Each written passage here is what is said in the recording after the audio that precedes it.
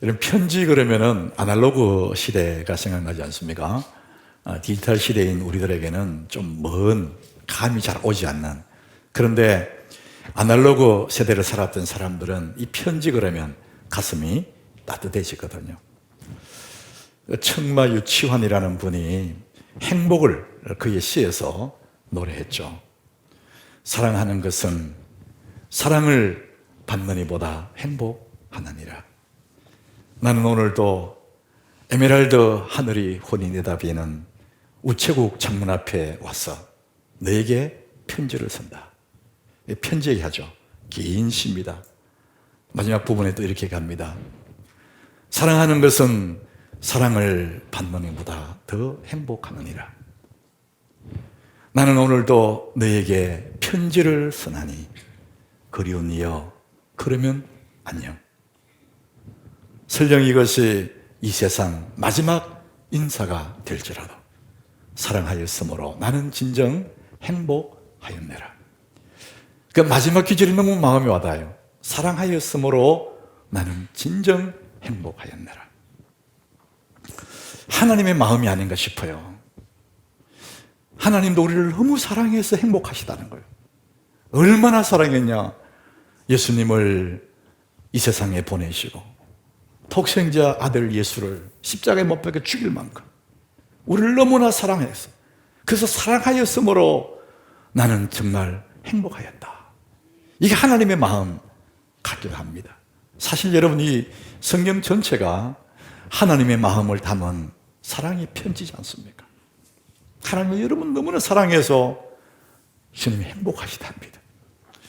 여러분, 오늘 이 베드로 전서, 베드로 후서 다 편지죠, 편지. 오늘 2절에 보니까요, 그렇게 말합니다. 하나님 아버지의 미리 아심을 따라 성령이 거룩하게 하심으로 순종함과 예수 그리스도의 핏뿌림을 얻기 위하여 택하심을 받은 자들, 여러분들에게 말하는 거죠. 택하심을 받은 자들에게 편지하노니 은혜와 평강이 너희에게 더욱 많을지어다. 이 하나님 마음을 담은 편지가 이 성경이라는 거죠. 여러분, 희망이라는 것, 여러분이 이 희망의 단어 의미 아시지 않습니까? 어떤 소원이나 바람, 소원과 바람이 들어있는 것을 우리는 희망이라 그래요. 그런데 희망과 소원은 다 어떤 바람을 담고 있지만 은밀하게 이 희망과 소원을 나눌 수가 있습니다. 소원이나 이 희망은 대상이 분명해요. 자동차, 집, 성진, 재물, 이런 거에 대상을 향한 것이 바람이라 그래요. 소원한다는 소원. 근데 희망은 대상이 분명하지 않아요. 이 희망을 옥스퍼드 사전에서 이렇게 정의를 해요.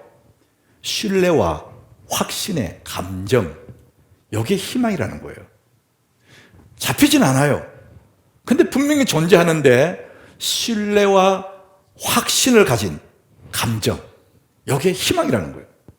자, 그런 의미에서 이 희망은 상당히 우리의 믿음, 이 신앙과 연결이 되는 그런 단어 같습니다.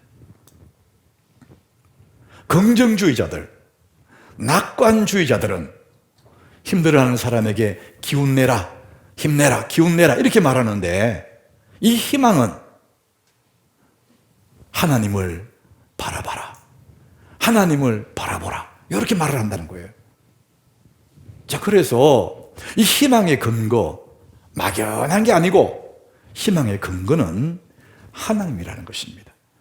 오늘 본문에도 산소망을 얘기해요. 희망보다 더 위에 있는 산소망. 그래서 희망의 근거는 막연한 바람이 아니라 분명한 근거가 있는데 하나님이 우리의 희망의 근거라는 겁니다. 성경 시편의 62장의 5절에 우리 희망의 근거를 말합니다. 우리 같이 읽습니다. 나의 영혼아 잠잠히 하나님만 바라라. 무릇 나의 소망이 그로부터 나오는도다. 나의 소망, 여기 희망이거든요. 나의 희망이 어디서 오느냐? 하나님께로부터 온단 말이죠. 그래서 낙심하는 사람에게 하나님을 바라봐라. 이게 희망이라는 것이죠. 여러분, 그래서 오늘 말씀의 제목이 괄로 해놓고 그러므로 나는 희망한다. 이 그러므로 속에 하나님이 살아계신다. 그러므로 나는 희망한다. 나는 살아있다. 그러므로 나는 희망한다. 이렇게 할 수가 있습니다. 하나님이 살아계시기 때문에 나는 희망할 수 있고, 내가 죽지 않고 살아있기 때문에 여전히 희망을 부를 수가 있다는 것이죠. 여러분, 우리가 소망을 가질 수 있는 근거, 희망을 품을 수 있는 근거는 막연한 게 아닙니다. 하나님이 살아계시는 겁니다. 따라합시다. 하나님은 살아계신다. 여러분이 믿는 그 하나님이 살아계시기 때문에, 또 내가 살아있기 때문에 나는 뭐든지 희망할 수가 있습니다. 왜? 하나님이 계시기 때문에. 그래서 여러분, 살아있다는 것은 아직도 희망이 있다는 뜻입니다. 죽은 자에게는 희망이 끝났어요. 그러나 살아있다는 것은 아직도 희망이 있다라는 뜻입니다.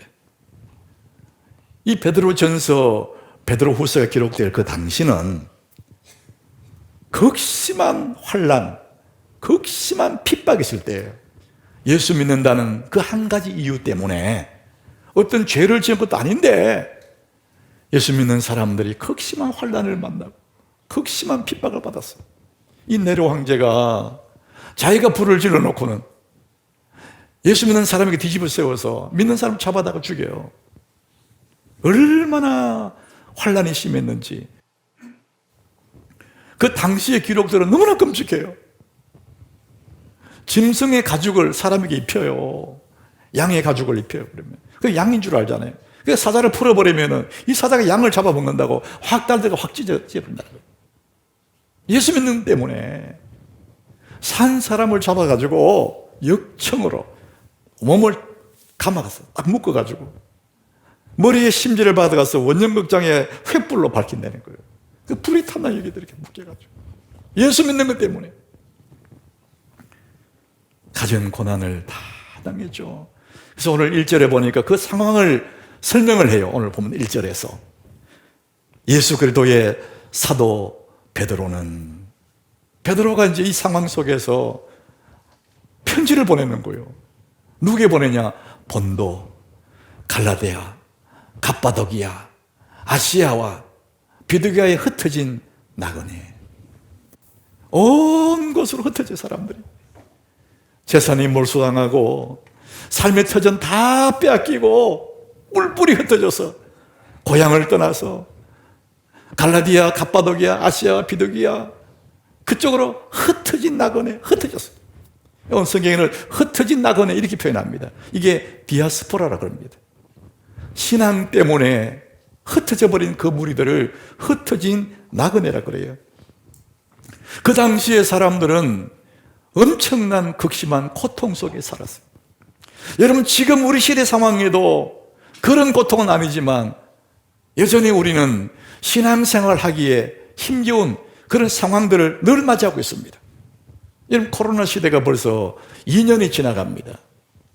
코로나19가 금방 끝날 것처럼 생각했는데 계속 우리를 옥죄입니다. 그 사람들이 피로 증후군에 시달리고 있습니다. 너무 힘들다는 거예요. 젊은 청년들은 그들의 마음속에 절망의 문화가 확산되어 있다는 거예요. 야, 우리가 뭘 하지? 우리 미래가 어떻게 될까? 절망의 문화가 확산되어 있다는 거예요. 그래서 단테는 그의 신곡, 그의 작품 신곡에서 지옥 문 앞에 어떤 글이 적혀 있을지를 상상해서 기록을 했습니다.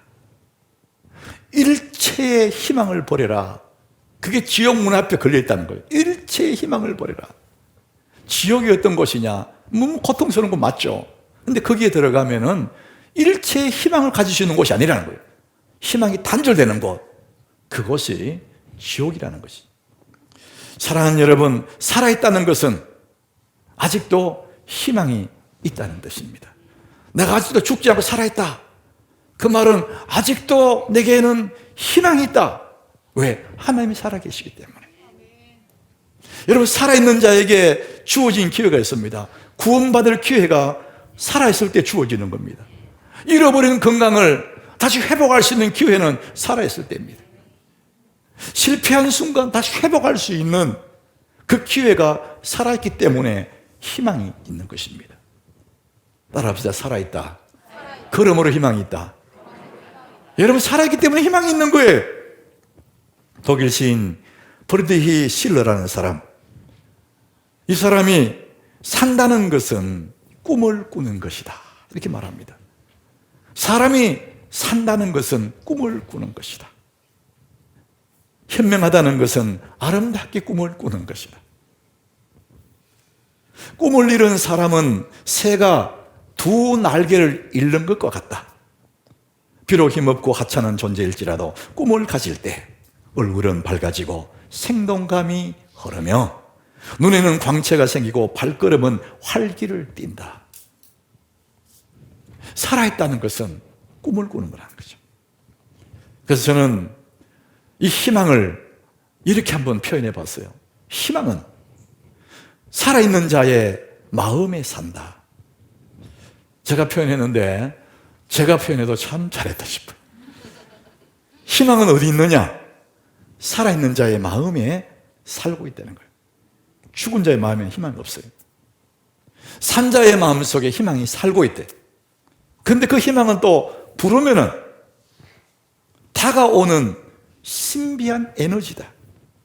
옥스포드에 사진에 있는 것처럼 신뢰와 확신의 감정, 살아있는 에너지, 이게 희망이라는 것이죠. 그래서 우리는 희망을 품어야 되고 희망을 노래해야 되고 내 속에 살고 있는 희망을 불러내야 된다는 것이죠. 그럴 때 에너지가 나온다는 것입니다. 오늘 3절에 그 희망을 넘어서 이런 얘기를 합니다. 우리 주 예수 그리스도의 아버지 하나님을 찬송하리로다. 그의 많으신 긍휼대로 예수 그리스도를 죽은 자 가운데서 부활하게 하심으로 말미암아 우리를 거듭나게 하사 산 소망이 있게 하시며, 따라합시다. 산 소망. 우리의 희망 그 한 차원 더 높은 게 뭐냐? 산 소망이 있게 하시며, 이렇게 말합니다. 자, 그래서 희망을 가진 사람은 어떠한 환난도 견딜 수가 있습니다. 왜? 희망이 있으니까. 내 속에 희망이 살고 있기 때문에 어떤 환난을 만나도 희망이 있는 한은 견뎌낼 수가 있는 힘이 거기서 나온다는 것이죠. 오늘 본문 6절에 우리가 여러 가지 시험을 만난다 그랬어요. 너희가 이제 여러 가지 시험으로 말미암아 잠깐 근심하게 되지 않을 수 없으나 오히려 크게 기뻐하는도다. 그 당시에 네로 황제 시대에 이 베드로 전서가 쓰여질 그 당시에 믿음의 성도들은 여러 가지 시험을 받았다. 여러 가지, 이 원어의 뜻을 내가 찾아보니까 다양한 색깔을 말해요. 형형색색, 색깔이 많잖아요. 여러 가지 시험, 그러니까 형형색색 가지가지 시험들로 말미암아서 너무나 힘들었대요, 그 당시에.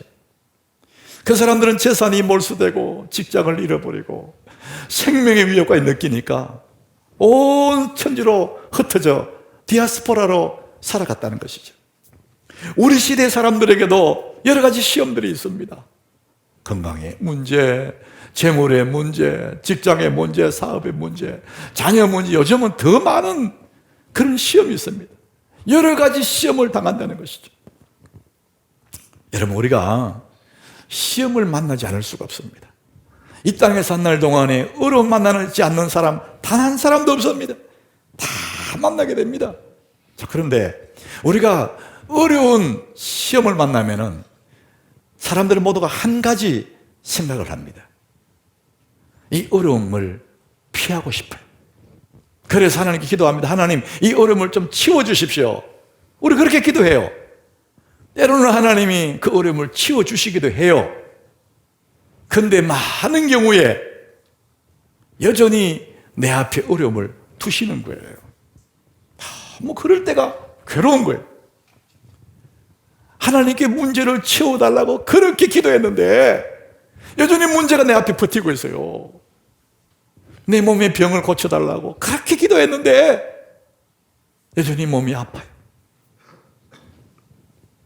가난이 너무 싫어서 하나님 가난을 좀 치워달라고 그렇게 기도해도 여전히 나는 가난 속에 덩그러니 남아있어요. 이럴 때 어떡할 거냐. 여러분 오늘 주보 표지에 보세요. 이 겨울나무 그 차가운 눈 속에 있어요. 잎 다 떨어졌어요. 차가운 칼바람이 그 가지로 지나갑니다. 겉으로 보기는 언뜻 이 나무가 죽었나 할 만큼 고난이 한가운데 있어요. 그런데 그 나무는 그 칼바람 속에서 온몸을 떨면서 뭐하고 있느냐? 찬란한 봄을 기다리고 있습니다. 어느 날 봄 기운이 불어올 때 아지랑이가 피어오르는 그날에 내 양상한 가지에 푸른 잎을 열 거야. 그러면서 온몸으로 견디고 참고 버티고 있는 것입니다. 그것이 희망이에요. 겨울나무의 지혜. 우리 그리스도인들 땅에 살아가면서 겨울나무의 지혜가 필요합니다. 그 문제가 여전히 내 앞에 있을 때에 우리는 잘 견디는 지혜, 잘 버텨내는 지혜, 잘 인내하는 지혜가 필요합니다. 여러분 견디고 버티고 인내하는 그 힘이 어디서 올까? 그것이 희망입니다. 봄이 온다는 희망을 갖고 있어야 우리는 견딜 수가 있는 것입니다. 하나님 우리에게 잘 견디라고 온 천지 흩어져 있는 그 사람들 낭망하지 말고 주저하지 말고 잘 견뎌라. 그러면 썩지 않은 멸류관이 기다리고 있다. 주님 그 말씀을 하시는 것이죠. 여러분 우리 살아온 인생 여정을 돌아보면 어느 때 가장 기억에 남고 내 삶에 완전히 변화되고 생각이 바뀌고 이런 삶의 터닝 포인트 지점이 있을 거예요. 어떤 일을 만났을 때일까요? 좋은 일 생겼을 때보다 큰 어려움 만났을 때 그때가 우리 인생이 깊어지고 내 신앙의 변화가 오는 그런 때인 것을 알게 될 거예요. 가정에 큰 분란이 생기고 사업하는 사람 사업체가 흔들흔들하고 직장에서 나앉게 되고 몸에 병이 들어서 죽음의 문턱까지 막 하게 되는 그런 큰 환난을 만날 때 그때 우리 사람들이 생각이 한더 깊어지고 삶의 질이 새로워지고 변화가 되는 것이죠. 왜 그렇습니까? 평소에는 그렇게 좋아하던 것들이 내가 벼랑 끝에 가보니까 아무런 도움이 안 돼. 아무것도 아니구나. 그렇게 알게 되는 거예요. 그래서 정말 중요한 것을 붙잡게 되는 것이죠. 욥이라는 사람 얼마나 큰 고난을 당했습니까? 그 고난 다 몸으로 겪은 다음에 그의 고백이 그렇잖아요. 전에는 하나님에 대해서 귀로만 들었는데 이제는 눈으로 주를 배움나이다. 그로 더 성숙해 만드는 것은 좋은 날이 아니라 고난의 시간이었다는 것이죠. 희망을 가지고 그날을 기다렸다는 것이죠. 자, 그러므로 우리는 무엇을 품고 사는데 뭘 품고 사느냐? 오늘 7절에 그 말을 하고 있습니다. 오늘 보면 7절 너희의 믿음의 확실함은 불로 연단하여도 없어질 금보다 더 귀하여 금보다 귀한 믿음이 있다는 것이죠. 우리는 우리 속에 금보다 더 귀한 믿음을 품고 있는 사람들입니다. 구주 예수 그리스도 그를 믿는 그 믿음은 금보다 더 귀한 믿음이라는 것이죠. 여러분 오늘 우리의 현실 앞에서 낙마하고 좌절하는 여러분들 어떤 상황이 온다 할지라도 여러분들은 금보다 더 귀한 믿음을 가지고 있음을 믿으셔야 됩니다. 우리가 그런 일은 없어야 되겠지만 내 힘으로 어떻게 하지 못하는 그런 어려움이 내 앞에 있다고 한번 생각해 보세요. 아무리 애를 써도 안 되는 어려움이 내 앞에 왔어요. 자, 그럴 때 사람들은 세 가지 태도를 선택할 수 있다고 합니다. 가장 쉽게 선택할 수 있는 태도가 뭐냐? 절망하는 거예요. 야, 나는 이제 끝났는가 보다. 여러분, 절망하는 순간에 온몸의 기운이 쫙 빠져버립니다. 그리고 앞이 캄캄해져 버립니다. 이게 가장 선택하기 쉬운 태도가 절망하는 거예요. 자, 두 번째, 어려움이 닥쳤어요. 내가 감당할 수 없어요. 그러면은 자포자기합니다. 되는 대로 되라고 관망해요. 관망. 절망하다가 관망하는 거예요. 아이고, 될 대로 되라. 세 번째, 감당할 수 없는 일이 왔을 때에 어떤 사람들은 절망하고 어떤 사람은 관망하고, 그리고 세 번째, 희망을 갖는 것입니다.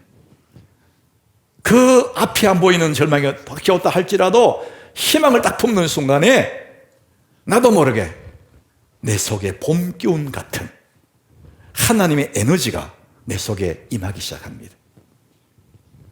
얼어붙은 들판에 종소리가 지나가듯이 내 속에 나도 모르는 에너지가 나오기 시작하고, 어떤 길이 보이기 시작하고, 하나님의 손을 만나기 시작합니다.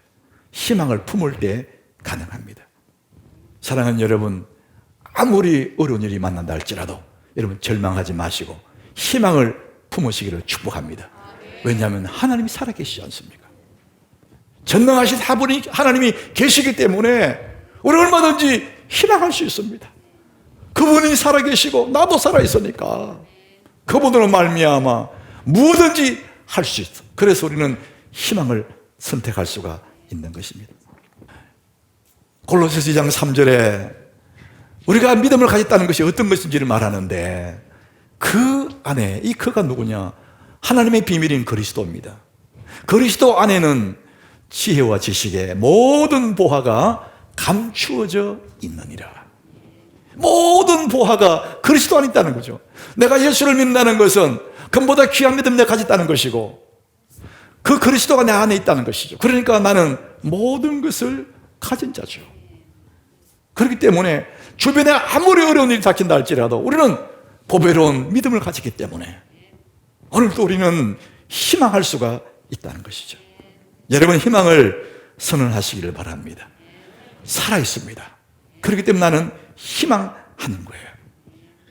세상 사람들은 우리를 바보같이 산다고, 왜 저렇게 살아? 이렇게 말하지만 우리의 마음속에 정금 같은 믿음이, 보배로운 믿음이, 그리스도가 내 속에 있기 때문에 우리는 너무나 당당할 수 있고 하늘의 소망으로 기뻐할 수 있고 오늘도 희망을 노래할 수가 있는 것입니다. 여러분, 그리스도인의 진정한 모습, 진짜 그리스도의 모습을 고린도후서 6장에서 말하고 있습니다. 우리 같이 한번 읽어보겠습니다. 근심한 자 같으나 항상 기뻐하고, 가난한 자 같으나 많은 사람을 부유하게 하고, 아무것도 없는 자 같으나 모든 것을 가진 자로다. 모든 것을 가졌다잖아요. 그리스도를 가진 자는, 금보다 귀한 믿음을 가진 자는 모든 것을 가진 자라는 거죠. 그렇게 바보처럼 왜 살아? 이렇게 말하지만 우리는 늘 기뻐하고 수많은 사람들을 이 복음으로 부욕해주고 사실은 모든 것을 가진 자로 존재하는 사람들, 우리들입니다. 내가 살아있고 하나님이 살아계시면 나는 희망할 수가 있습니다. 우리 하남교회 성도 여러분, 이 세상 어디 가서 무슨 일을 하든지 상관없습니다. 어디 가든지 여러분 눈빛이 살아있고, 여러분 얼굴에 봄 기운이 어려있고, 여러분 가슴 속에 하나님의 보배로운 믿음이 있어서 여러분 당당하시기를 축복합니다. 우리는 모든 것을 가진 자입니다.